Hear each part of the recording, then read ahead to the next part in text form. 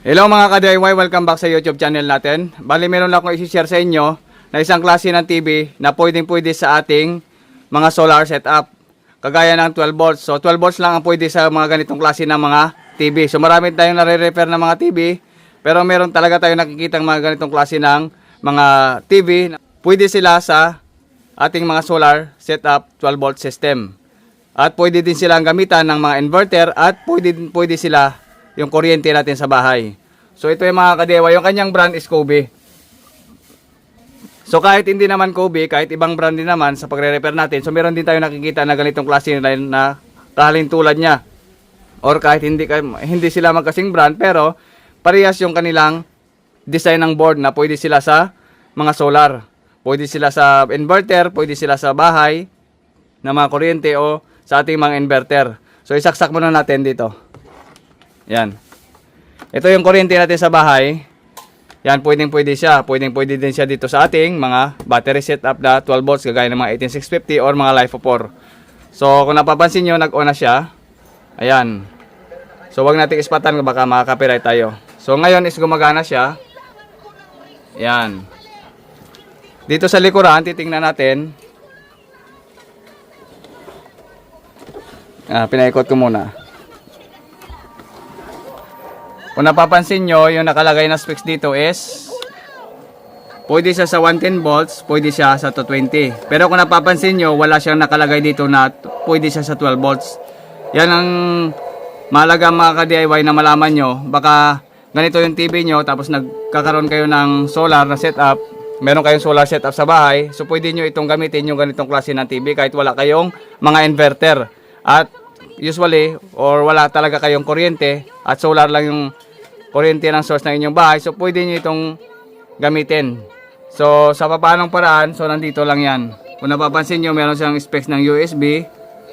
Yan yung ating audio video in, HDMI, PC or VGA at saka DC in. Yang DC in na yan mga ka-DIY, kukunti lang ang nakakalam ng ganito sa hindi mga technician, pero yung may mga may-ari ng TV at walang alam sa mga electronics gaano, so hindi nila alam kung anong ibig sabihin ng DC in na yan. Ang DC in na yan, ibig sabihin, yan po yung pwede gamitan ng solar. So nandito sa likod ng TV natin yan. Yan siya. Yan yung butas na yan, yan po ay charger. Yan. Parang butas na yon. Yan. Sa may DC in. Yan po ay pwede sa ating 12 volts solar setup. Okay? So, pwede sa mga battery, kapag mag-build kayo ng 12 volts na battery, na ganito, mga 18650 or mga LiPo4, pwede siya sa mga 12 volts system setup natin, kagaya nito. Pwede siya sa 12 volts sa mga hindi nakakaalam. Ngayon, bubunutin muna natin. Tanggalin muna natin dito sa saksakan. Yan. Bunutin natin yung saksakan. Yan. Tapos, ilalagay natin to sa ating mga solar setup. Okay? So, ilalagay natin to sa ating maliit na setup na 12 volts, yung TV na ganito. Okay? Tara, lalagay natin. Ito nga pala mga ka-DIY yung aking maliit na small solar setup 12 volts. Yan. Ito yung aking ginamit, SRNA. So, nakakonect dyan sa SRNA yung ating electric fan, yung ating ilaw, sa bahay yung ating maliit na inverter, at saka yung ating mga sounds. Electric fan, so malaking bagay na meron tayong maliit na setup kagaya nito. So ito ay hindi ko pa na-upgrade, sa mga susunod na araw i-upgrade natin yan. So ito lang muna ay simple setup lang para sa ating 12 volts. Sa ngayon is full charge na siya, nagbi-blink na. Ibig sabihin niya ng blink ay full charge na yung ating battery na 200 AH. 200 AH yan, 100 yan sa itaas, yung ating lithium titanate, tapos 100 na sa ibaba, ibig sabihin 200 AH yan. So, yan yung aking battery na ginagamit dito sa aking bahay, sa up and down natin na bahay. So, dito, yung full charge is 14.4. So, nilagyan ko siya ng tester dito sa output ng ating solar charge controller, dito sa output niya. So, meron ako nare-receive dyan na 14.2 volts. So, ibig sabihin is full charge na yung ating battery. Base naman doon sa kanyang indicator, nagbi-blink na, is full charge na yan. Sarili. Yan. So, salamat nga pala kay Sarine kasi sobrang efficient nito. Maliit yung specs pero efficient. So, saka na yan. Explain na lang natin sa mga susunod pa kapag mag-upgrade ako ng aking solar panel at mga ating solar setup. Okay, so dito muna tayo. So naglagay ako dyan ng extra wire para sa 12 volts. Ito siya. Yan. Para sa 12 volts. Ito siya. Yan. Okay, so ang kagandahan kasi sa 12 volts is hindi siya makakukuryente ng mga bata. Hindi makakuryente yung ating bata. Tapos yung gumagawa is hindi rin makukuryente. Kapag ka 12 volts set up lang. So yon, extra yan dito sa isa. Ito, pa extra. Kuminsan kasi nagpapasounds ako. So pwede ko siyang gamitin. Ito naman yung TV natin kanina. Yan kung napapansin nyo dito sa likuran. Yan. Kahit yung ibang brand naman mga ka-DIY ng ating mga television or mga ganito, yung mga maliliit lang kagaya ng mga 18 inches na mga TV, yung mga maliliit lang na mga flat screen, kayang-kaya nitong ating 12 volts. Ayan, kung napapansin nyo, wala siya nakalagay na 12 volts DCN, pero 12 volts po yan. Pero pag nakalagay sa iba naman kasi, nakalagay dito is 12 volts DC. So, pwede yon. Yung iba naman is 19 volts. Sa mga 19, dapat 19 din yung supply na ilalagay nyo. 19 volts kagaya ng mga TV na ganito na klase na naka-charger siya. Yan. So, walang specs na tayo mababasa dito na siya ay pwede sa 12 volts. Pero pwede po yan sa hindi nakakaalam. So, ito yung ating AC. So, saksakan natin ng ating 12 volts. Ito. Okay, so saksakan natin dito.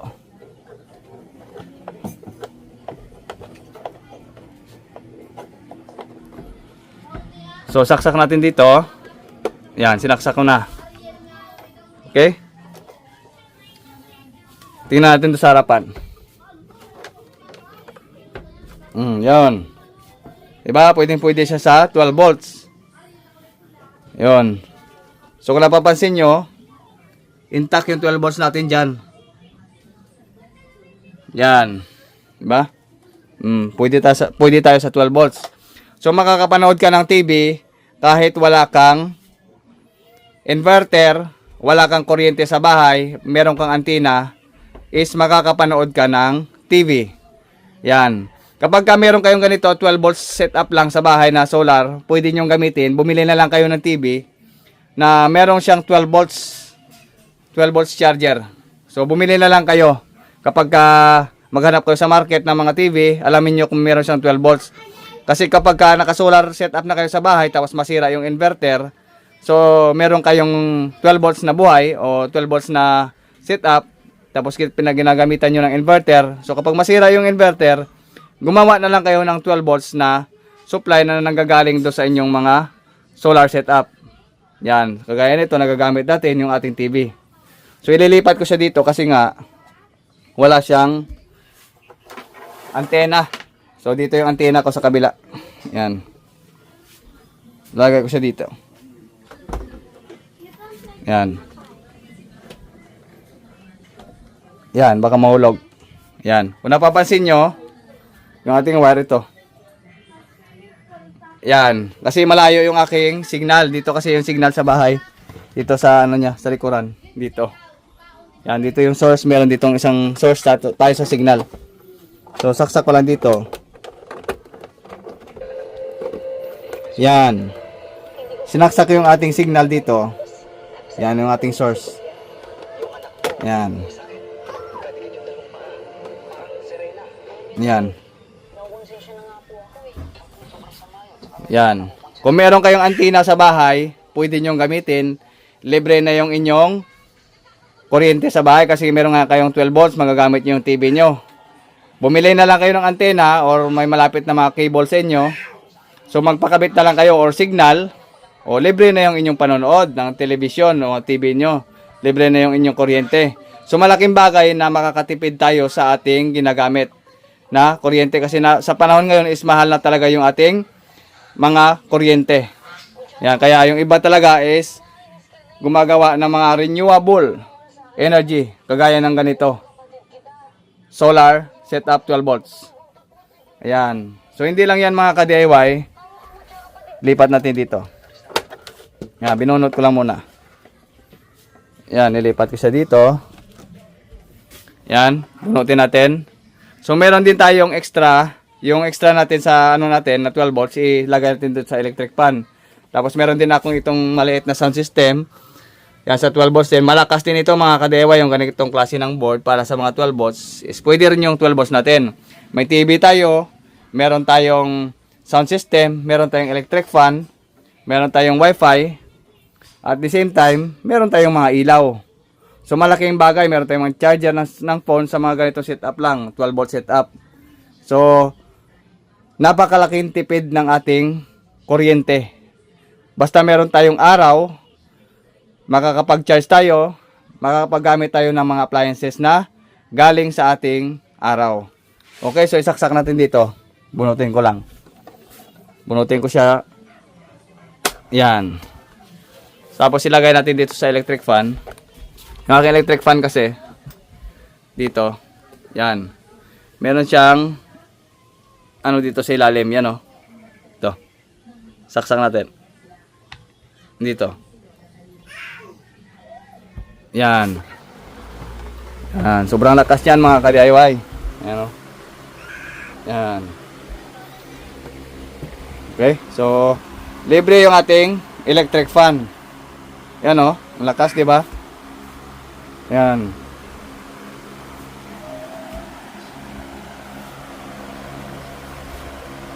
O, libre na yung inyong electric fan. Yung ginagamit ko pala dito is brushless.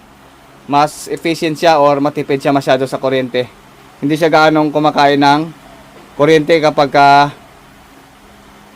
brushless motor yung ginamit natin sa electric fan. At meron din tayo dito mga ka-DIY syempre ng sound system. Pagganahin natin. Bunutin ko lang. Dito naman tayo sa ating sound system na maliit. Yan, 12 volts lang. Yun. The Bluetooth device is ready to pair. Yan, buhay na siya mga ka-DIY. Pwede na tayo magpa-sound dito. Oh, yun, may sound tayo dyan. Yun ang ating speaker. Si baba. Pero yung ginagamit ko lang dyan is isa lang. Isa lang at saka yung tweeter niya. So, JBL yung laman yan. Pero crown yung labas. Yan po yung pinakatungtungan ng aking solar setup. So, hindi pa yan tapos. So, yun lang mga ka-DIY na makakatipid tayo sa kuryente kapag ganito yung ginamit natin na TV. So, pwede siya sa ating mga 12 volts solar setup sa bahay. Yan. Okay? So, yun lang mga ka-DIY yung isi-share ko sa inyo. Baka makatulong na rin sa iba na hindi pa alam yung mga ganitong klase ng TV na meron pala siyang 12 volts na input. Okay? So, libre yung ating TV kapag meron tayong solar setup sa bahay. Libre na yung ating electric fan, yung ating sounds, at the same time, yung ating wifi, ilaw, at iba pa. Kagaya ng mga charger natin sa bahay o phone charger natin, pwede din natin kunin dito sa ating solar setup na 12 volt system. So, hanggang dito lamang mga ka-DIY. Maraming salamat sa inyong panonood. This is GM Tutorial. By the way, bye-bye.